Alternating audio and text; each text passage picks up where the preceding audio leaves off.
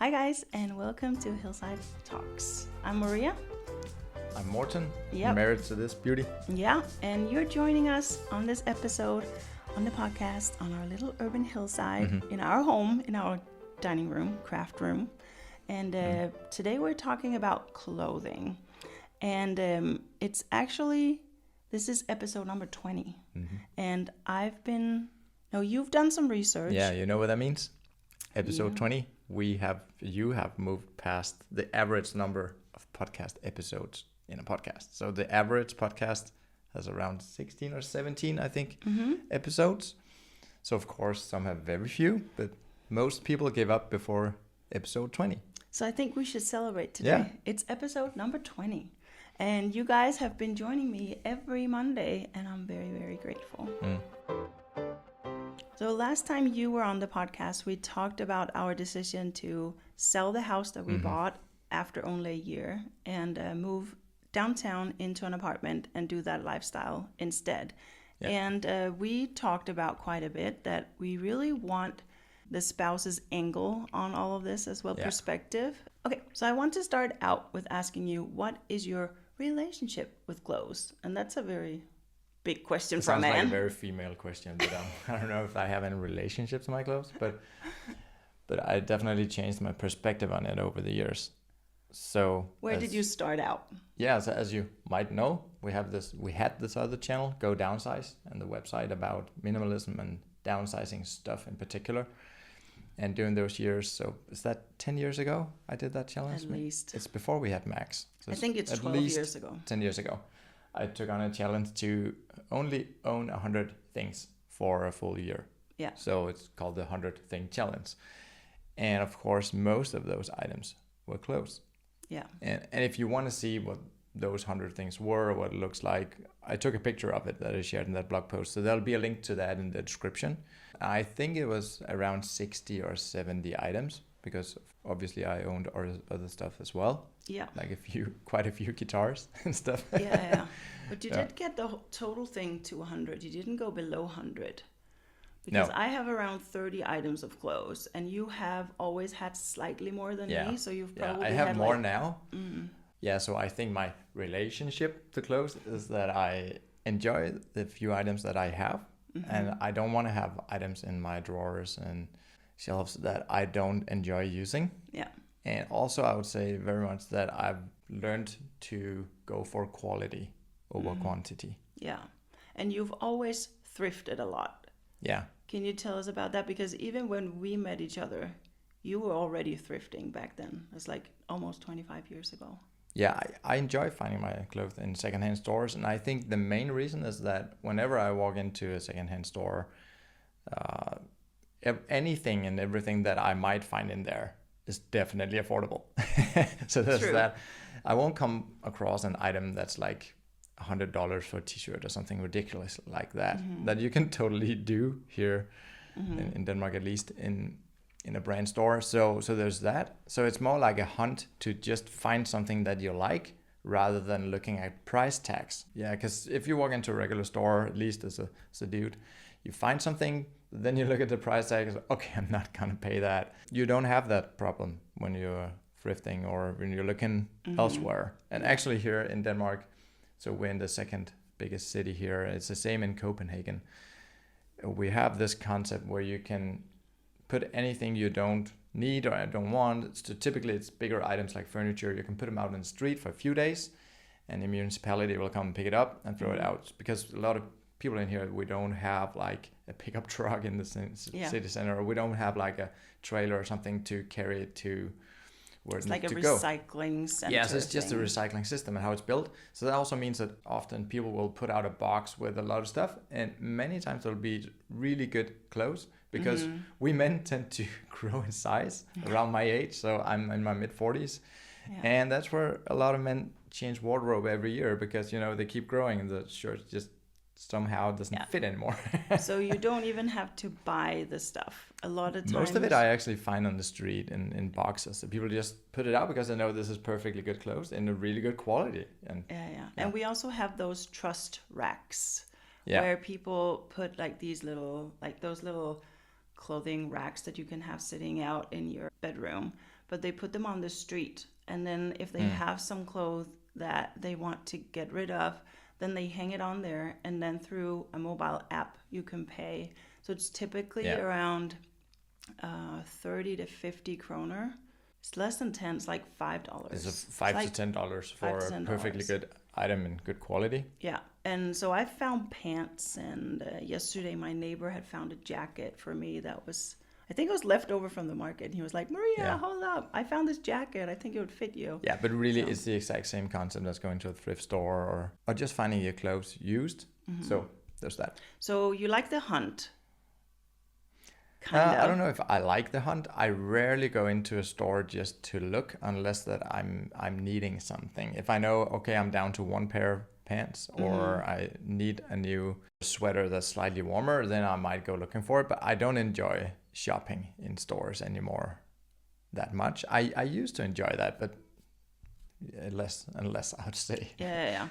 You definitely like checking out stores more than me. So it's a bit of that hunt thing. And in your whole family, you guys all like shopping more. My dad worked in a huge thrift store for many years. And then because it's free or cheaper, so it's affordable. And then you've also mentioned quite a few times that you love that it's already been washed, so it fits. Yeah, you can tell what size it is. I feel like, at least for me, I don't know if that's general for all men, it's difficult to sort of figure out what size will this item be when it's washed. You know, if there's some wool in it, if it's made of, depending on what type of fabric, I guess it shrinks a little bit. You're much better with this because you also work with fabrics. But I feel like if I buy something that's super expensive and new, and then it might not fit after a few times in the washer, and that just doesn't make sense to me. But when I find it used, of course, it's been washed several times, so it's exactly the size that it's going to be. If it fits, it fits. Yeah, and I thought that argument for it was so funny when you listed that. It was way back in one of our conversations. I was like, oh yeah, that's true. I never thought of that, actually. Yeah. But yeah, good point. The next point I have is more about the thrifting, and that's not all that we're going to be talking about. But you did grow up very frugal. Out west in Denmark is where the very frugal people live. And I don't mean that in a negative way. In Denmark, it's a good term. It just means being conscious of how you spend your money and always on the side of doing things cheaper, I guess. But do you think that played a part in your natural love for reuse things? Because I never grew up going to thrift stores or anything. I think so. It's something we did once in a while. We would go to flea markets, or that would maybe be what we did on Saturday. We would get a little bit of money, and then we could go hunting for a new toy or something like that. So I think I always enjoyed that, and also pretty aware that if you walked into a toy store, things were generally super expensive and not something we could afford unless it's Christmas or a birthday. But for a weekend little trip to a flea market or whatever, everybody would be looking for their own thing. Obviously, I'd be looking for a little toy car or something, and my mom and dad would look for something that we actually needed. But I think growing up with that mindset, I think that definitely shaped me. My next question is about your wardrobe. Because I have a capsule wardrobe that I keep to around 30 items. You have a little bit more. But can you talk to us about how you manage your wardrobe? How often does things get in? How do you make sure you use everything? And do you repair your stuff, or do you donate it back or throw it out when it's worn out? Or how do you manage it? It's something that I give very little thought to. But I think when I pull out a pair of pants, and if I can see, okay, they're starting to get worn, then I know, okay, it's time to look for a new pair of jeans or whatever. And I usually just have like two pairs. So when one pair is in the washer, I have a backup pair. And there's always the shirt and the few t-shirts and the jeans that I like wearing the most.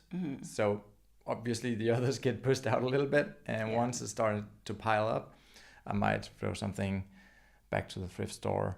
You say that you don't pay very much attention to it, and you might not, but you're still a lot more aware, I think, than a lot of guys are, because you do have that set mindset of, I want my stuff to fit within the boundaries that we've set Yeah, for it. And that's you're right. it's still a conscious choice for you. You might not spend a lot of time thinking about it. I don't either. But it's more like you're very intentional. Yeah, that is a big motivation for me Yeah. to actually fit my clothes in the drawer, the two drawers that I have under our bed. Where it all needs to fit in there. And if it's impossible to stack it in there, something needs to go. And of course, if there's something that I can't find and I don't have anymore, then I need a new item. And then I think this is for most men, I have a lot of t-shirts for some reason. I don't know what it is about dudes and It's t-shirts. also because I've been playing music for many years, and every time you're touring with a new band, they'll always hand you a t-shirt, or you'll exchange t-shirts with bands, and there's a tour, and then it has a specific t-shirt, and it means something to you because you went on that tour. So we also just like t-shirts. I do like t-shirts. Yeah, I bought a lot of funny t-shirts back when I did some YouTube, and because I think it's fun to have funny t-shirts. Yeah, I do enjoy different t-shirts, and so this one has all the mountaintops in the world. I think that kind of stuff is funny and cool. Yeah, exactly. But I think just sectionizing my stuff also in the drawers, like neatly, so I know these are the t-shirts, here's space for 2 or 3 sweaters, and the bottom drawer is the jeans, and everything else needs to fit down there. So I think that works as well. And then I would say I also do have a box in the basement, because we have seasons. We have 4 seasons in Denmark, so obviously it's different what you have in a drawer in the winter than in the summer, because there's a huge difference up here in the north. So I do have a little stash of backup in the basement, but really just to exchange between the seasons. And recently, when I did the episode about decluttering your clothes, Morten, he edits the episodes. Yeah. And he was like, "Oh, I'm getting very inspired to go and get rid of some stuff." And you actually went through all the t-shirt, and we did like a few days where every day you would pull out a new t-shirt. Yeah. And then you would kind of decide, does this stay or does it go? And then mostly because I realized it's been a while since I went over my t-shirts, so they tend to pile up. And then I'm thinking I'm always wearing the same 4 or 5 t-shirts. So I decided to go through them and make a box of the ones that I don't use as much, so I could put them in the basement, because they might still be perfectly fine t-shirts. I don't want to throw them out, and they might not have any value to other people because they're a little bit worn, but they're definitely not there yet. So they'll just go into this buffer box that I put in the basement. I think in the episode I called it to shop the box. Yeah, exactly. Yeah, and then like you said, the remaining of them were still a little too many. So I did like you said. I just without looking, I pulled out typically from the very back, because that would be something that I didn't use too much since it moved to the back. I would take the one from the back, pull it out without looking first, and see, so I need to wear this today. If I don't feel like wearing it, then it needs to go. Because obviously, if I don't wear it today, when would I ever do it? You know, you would never it's just in there because I think I'll do it. But if I won't use it today, it has to go. Yeah. So that's the system. And I think that got rid of a handful more t-shirts that I wasn't quite ready to get rid of when I made that box. Yeah. Has your shopping changed over time? Like, in what you buy, since we've become more environmentally conscious too? Has it changed over the past 5-7 years? Yeah, I think especially around clothes, because hearing you educate me about stats, like how few times on average we use our clothes. What is it? In Denmark, it's 5 to 7 times that people use each item. And also hearing you talk about how many more collections the big companies put out per year. It used to be like just a few. 4. Now it's 4 or 5 or even more. It used to be 4. Okay. So it would actually go with the real seasons. Yeah. That's why it's called a season. Yeah. But now it's between, like, fast fashion brands is between 40 and 50. So almost every week you'll have new items in the store. Yeah, that's just ridiculous. So now that we know there's such a huge excess of clothes production, I just don't feel like buying new clothes at all. So it's really become a value for me to never buy new clothes, because there's so much that's been produced. So I don't think I've bought a new item of clothes for at least 4 or 5 years. Yeah, that's true. The last time I bought a new pair of jeans, I thought, okay, since I'm going to totally wear them out, I'm going to buy like a really good pair, you remember? Yeah. He went up in price. Jeans, and I bought one of the really good brands. I'm not going to mention it, but it's one that doesn't matter. They're all the same. And literally more. after I think 2 months, they ripped on the back. Yeah. So I went back to the store and I showed them that, oh, that's not supposed to happen. And I got a new matching pair. And then they lasted less than a year. I think 6 months. Yeah. So they were just totally fast fashion, even though they just cost like 3 or 4 times more. It doesn't always So that was just the end of it for me. No, I'm not going to go that route. I'm not going to spend that ridiculously amount of money. And I'm also not going to support that stupid industry in any way possible. Also, it's a good indicator that just because you buy a more expensive item, it doesn't necessarily make it better quality. So you really need to research the quality of the brand and what they're putting in their clothes. You can't just trust that because it's expensive, it's better quality, because it's not. It's not. So you find a lot of things on the streets. So I want to hear, what kind of items do you find that are easier to find? Like, yeah, so this is the same as if you go into a thrift store.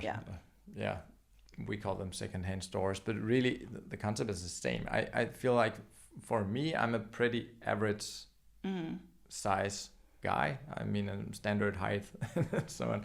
So for me, it's quite easy to find, even shoes. Yeah, so you found a lot of really nice shoes, and you even tried to find some for me. And it's kind of our rhythm, and that's one of the questions as well, that we do try to have a list that we put on. So that's specifically sometimes for clothing, but it's also just specifically for, in general, what we're looking for. Like, we need a cast iron pot for my grandma. Yeah, so when we're not talking clothes, it's we do have a little list of things that we need that we try to find secondhand. Yeah. But also jackets and stuff like clothing, or you need a good pair of pants or shoes or something. Yeah, and I'll know that, a few months in advance, because I can see they're starting to get worn. So I know, okay, within the next couple of months or so, I need to find a new pair. So then I'll find them. Yeah, exactly.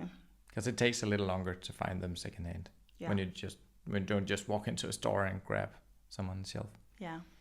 And you're also really good at maintaining your clothes. You're always after me, because I do the laundry, for remembering to turn your things around to wash them inside out. Yeah, it's just something my mom taught me, to always turn them inside out, everything, before you wash them. So you wear them out on the inside, not on the outside from washing. Yeah. And it makes sense, because a lot of your t-shirts and stuff, they do have print on them. Yeah. And of course, and also probably jeans and stuff. And I do that now. And I just told you, can you just take it off so it's inside out already? That's easy, because normally if you just take it off quickly, it will be inside out, like a t-shirt. Yeah, you just don't flip it back when it's going in the washer. Yeah, and then also we don't, we line dry most of our clothes. And that's also to kind of protect the fibers a bit more. And also to save energy. It takes a long time and a lot of energy to heat it up. And And I just find it so interesting that on days where it's just a little bit windy, it's still kind of warm, my clothes on the hanger on the drying rack outside will dry so much faster than if I put it through the dryer. So it just gets blown dry. I think we've covered everything. Do you have anything? I think so too. You want to add? Yeah, I think I do have one last thought. Oh, now it came to me. Yeah. I think getting the number of items down definitely also makes it just easier in the morning to just grab something, because you don't have to shovel through 100 items to find what you want to wear. You just grab something, and since it's in there, I really love it and I like wearing it. And if something's broken, you notice, because you want to wear that t-shirt. So if it has a tiny little tear in it, you get it fixed. Do you have one advice that you would give to your younger self when it comes to clothing? Just make sure that you use everything you have. It's pretty dumb to have a lot of stuff that you don't use. Yeah. So that, of course, that's in general, but especially around clothes. I think a lot of dudes have I used to have maybe 10 pair of jeans. At least. And I would only wear 1 or 2. Yeah. So that makes no sense. Yeah. So live by the 80-20 rule. Yeah, totally. Yeah, I think most men will get that. You wear your 20% of your clothes 80% of the time. So we definitely use that for motivation. For sure. yeah, so that's it for this week's episode. I really hope that you guys enjoyed listening to Morten talk about his clothes, because you've heard me talk about mine. And maybe you can share it with your husband, or just a little encouragement to not let it pile up too much. And I think it's also interesting when we talk about the amount of clothes that we have, that a lot of people, when they're talking about the size of home they have, is that they don't have space. Like they need a bigger bedroom, or they need a bigger house to store stuff. And a lot of times people think that they need a bigger space, or they have a feeling that they need a bigger space because they can't fit their wardrobe, or they need like a walk-in or something. And a lot of times it's probably not necessary. But that's it for this episode, guys. I really hope you guys liked it, and I want to have Morten back on again and covering a lot of the different topics. And I think one of the next ones that we should do is probably going to be either holidays or tech, because you have a lot of experience in tech as well. So we'll be back next week on Monday. See you guys later. See you. Bye.